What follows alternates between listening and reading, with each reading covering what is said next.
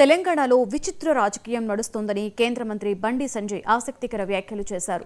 నువ్వు నాకు రక్ష, నేను నీకు రక్ష అన్నట్లుగా కాంగ్రెస్ బీఆర్ఎస్ పొలిటికల్ దోస్తీ కొనసాగుతుందని ఆరోపించారు. వాళ్ళ అవినీతికి వీళ్లు, వీళ్ల అవినీతికి వాళ్లు పరస్పరం సాకారం చేసుకుంటూ రాష్ట్రాన్ని నెట్టేట ముంచుతున్నారని ఫైర్ అయ్యారు. ఫోన్ ట్యాపింగ్ కేసులో సిట్లు, ఎంక్వైరీలు తప్ప కేసులో ఇప్పటి వరకు ఏ ఒక్క రాజకీయ నాయకుడిని అరెస్టు చేయలేదని అన్నారు. కేటీఆరే తన ఫోన్ను ట్యాపింగ్ చేయించాడని తనకు బాగా తెలుసని బండి సంజయ్ అన్నారు. ఫోన్ ట్యాపింగ్ పై తడి బట్టలతో తాను ప్రమాణానికి సిద్ధమని, కావాలంటే తన కుటుంబాన్ని తీసుకొచ్చి ప్రమాణం చేయిస్తానని చెప్పారు. ఏ గుడికి రమ్మంటారో కేటీఆరే డేటు టైము ఫిక్స్ చేయాలని సవాల్ విసిరారు. ఏముందంటే కాంగ్రెస్ వాళ్ళు బీఆర్ఎస్ వాళ్ళు మీ అవినీతికి మేము రక్ష, మా అవినీతికి మీరు రక్ష, మన ఇద్దరం కలిసి దోచుకుందాం, కలిసి దాచుకుందాం అనేటువంటి ఒక సంకల్పం తీసుకొని కాంగ్రెస్ వాళ్ళు బీఆర్ఎస్ వాళ్ళు ఈ పండుగ జరుపుకుంటున్నారు. ఇంతకంటే దుర్మార్గం ఇంకోటి కాదు. ఇంతవరకు బీఆర్ఎస్ పార్టీ చేసిన అవినీతి మీద ఆరోపణలు చేస్తున్నారు, సిట్లు వేస్తున్నారు, విచారణ పేరుతో కాలయాపన చేస్తున్నారు తప్ప ఇంతవరకు కేసీఆర్ కుటుంబంలో ఒక వ్యక్తిని కానీ, రాజకీయ నాయకుడిని కానీ అరెస్ట్ చేసిన దాఖలాలు లేవు, చర్యలు తీసుకున్న దాఖలాలు లేవు.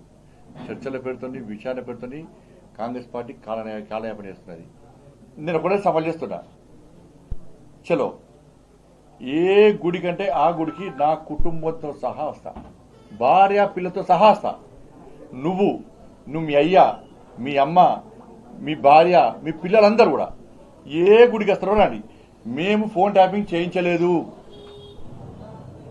ఫోన్ ట్యాపింగ్ నాకు నీకు సంబంధం లేదు, ఫోన్ ట్యాపింగ్ చేసిన విషయం నాకు తెలియదు అని నువ్వు ప్రమాణం చేస్తామా? నువ్వు దాస్తికి నువ్వు మీ కుటుంబ సభ్యులందరూ వచ్చి ప్రమాణం చేయండి. నేను మా కుటుంబ సభ్యులందరూ వచ్చి ప్రమాణం చేస్తాం. నువ్వు ఫోన్ ట్యాపింగ్ చేయించినావు, నీకు సంబంధం ఉంది, ఫోన్ ట్యాపింగ్ చేసేది నీకు తెలుసు,